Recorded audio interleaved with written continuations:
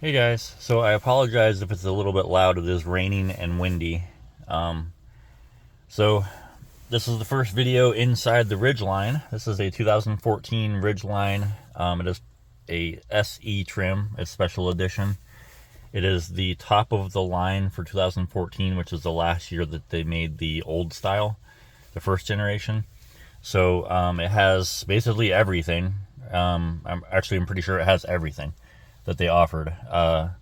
There's a few things that are weird. This is a 14, and the radio has navigation, which it is pretty,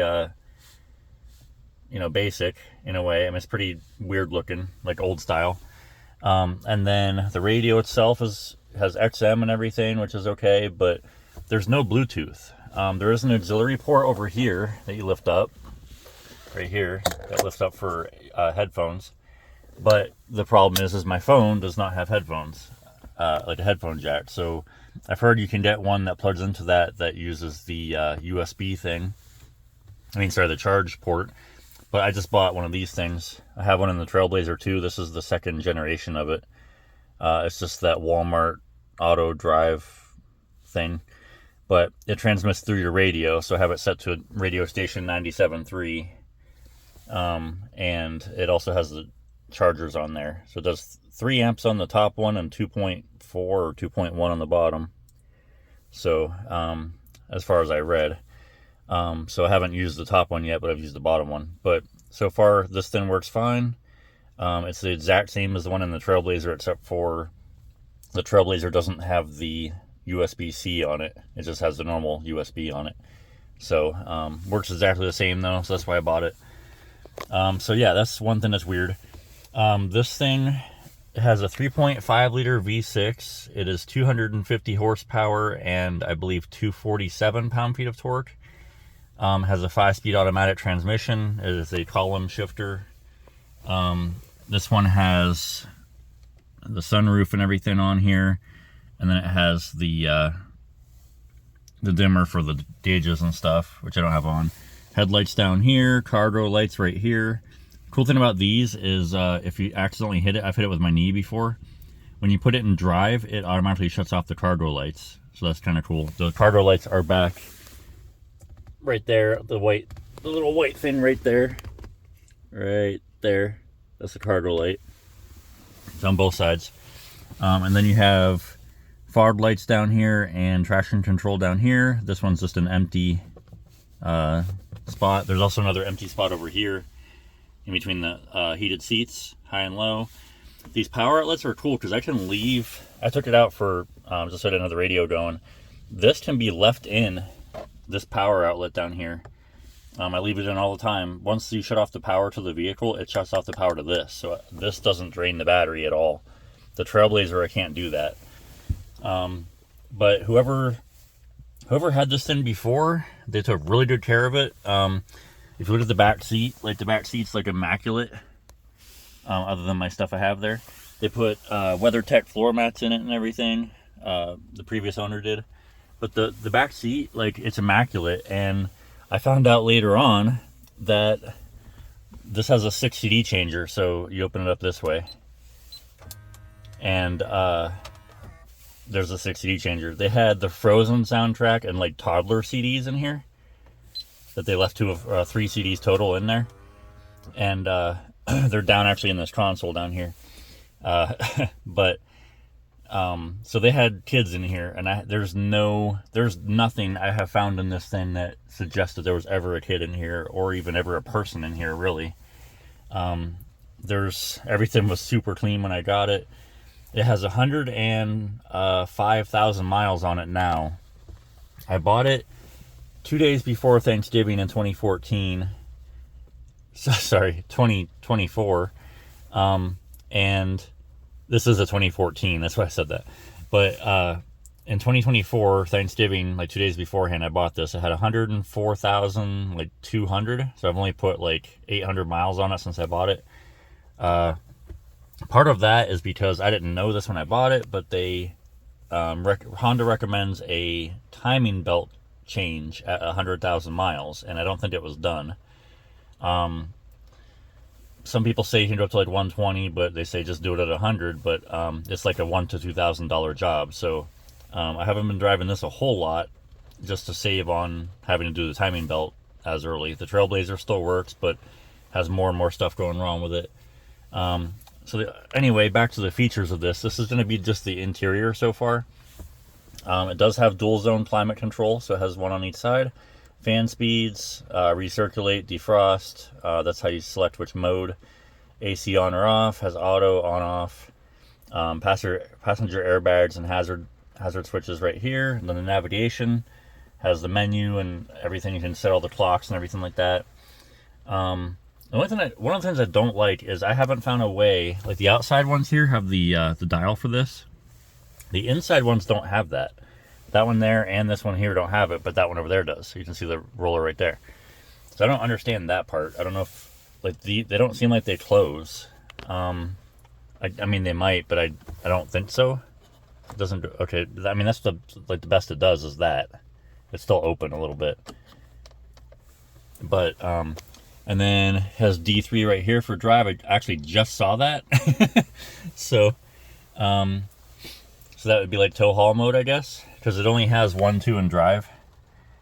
It's a 5-speed automatic, but I was kind of surprised it didn't have like 3 or 4, but apparently that's 3 right there for towing. I still have to read the owner's manual more. This is for the dome lights, and you turn on the, like, you open up the door, the dome lights come on if you have it set to door. If you have it on, you just turn them on. This also has a backup camera. It's not that great though. It doesn't have the turning stuff in it.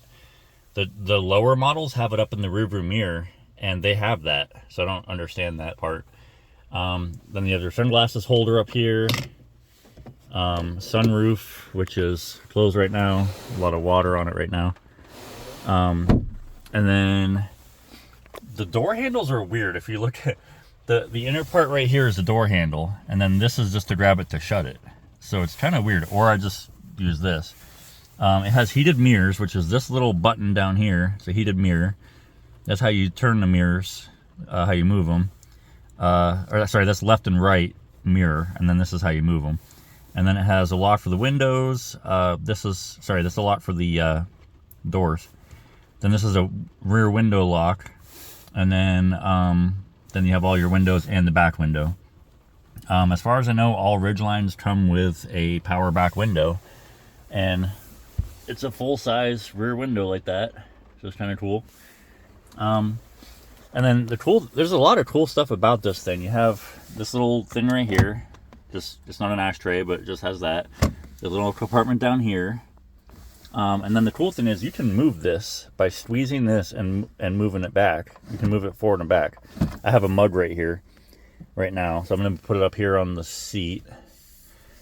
So this is kind of cool. It's like a little tray. I was eating. I got some stuff on there.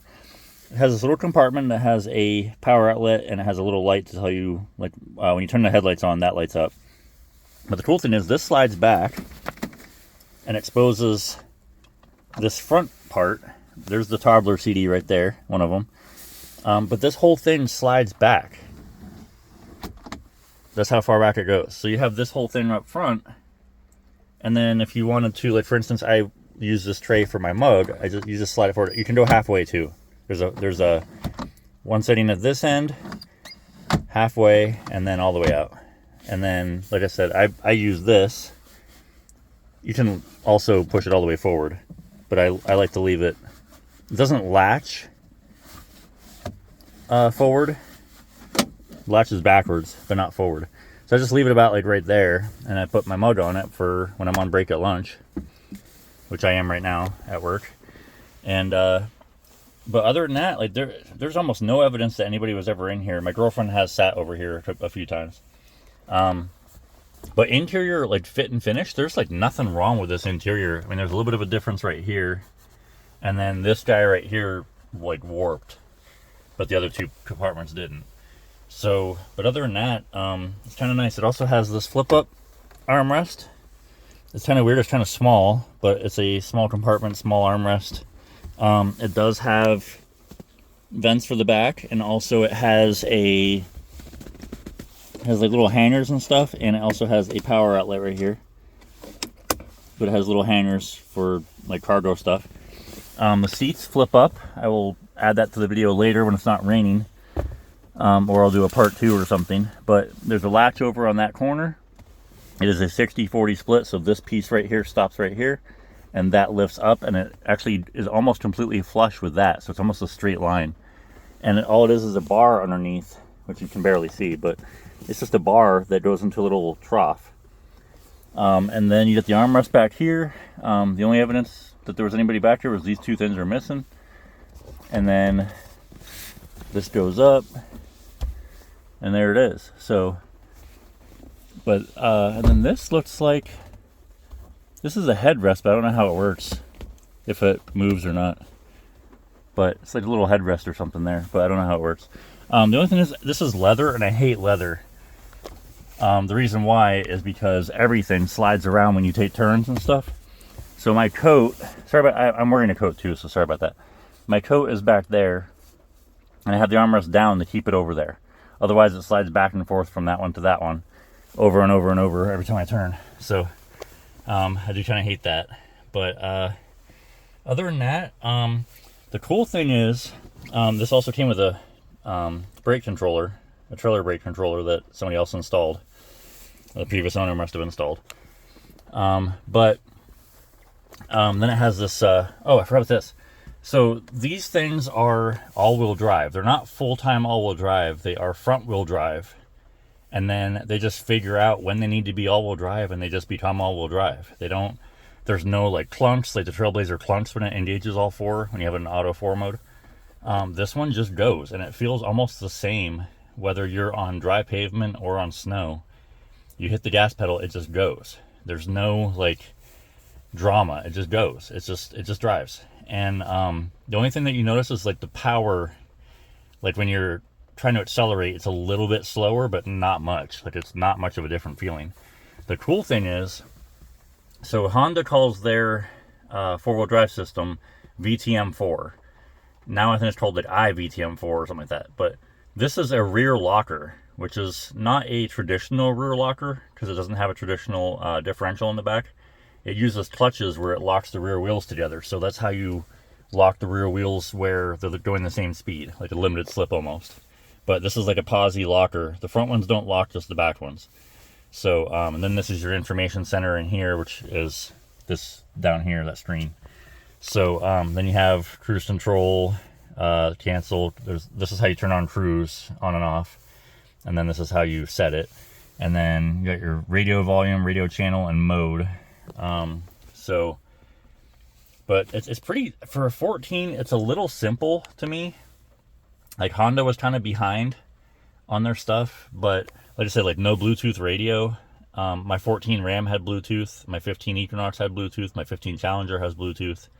And I know those two of those are a year newer, but for 14, you would figure, especially with having satellite radio and a 6 CD changer, you would figure it would have Bluetooth, but it doesn't. So you can connect your phone just for phone reasons, but that's it. So, and there's also the buttons down here. That's for your phone stuff, but that's it. There's no buttons for Bluetooth to hook up your phone for music. So, but yeah, I'm gonna do another part to this when it's not raining, that I'll show you the outside of it. So this is just part 1, just the interior stuff. And other than that, I can't really think of anything else in here. If you have any questions, comments, leave them down below. I'm still learning about these things. But I've had this, I've driven it like, I don't know, 10, 15, probably about 10 times now. So, oh, also this one has a, I don't know how many watts it is, but there's an 8-inch subwoofer in the back. So it's underneath the middle seat somewhere. It's actually like in the panel somewhere. I didn't see any holes or anything for the sound to come through, but it's just a subwoofer. It sounds pretty good, honestly, but for this being top of the line in 2014, it seems like they left out a bunch of things. So, I mean, my 14 Ram had a better touchscreen. It was smaller, don't get me wrong, it was smaller and didn't have navigation, but it did have a more crisp looking touchscreen on it. Also was not color, it was grayscale. But the interior on this, I mean, it's not bad. I like it, except for, I mean, legroom wise, it's a little bit, I mean, I'm 6'5", so there's not a whole lot of room. It's about the same as the Trailblazer, honestly. The Trailblazer's probably a little bit more. But I'm kind of used to that with vehicles, so it's a little bit different. But if you have any questions, comments, leave them down below. I will try to answer whatever I can. And I appreciate you guys watching, and thanks for subscribing if you are a subscriber. And I would appreciate a like and subscribe if you have not subscribed. And thanks for watching.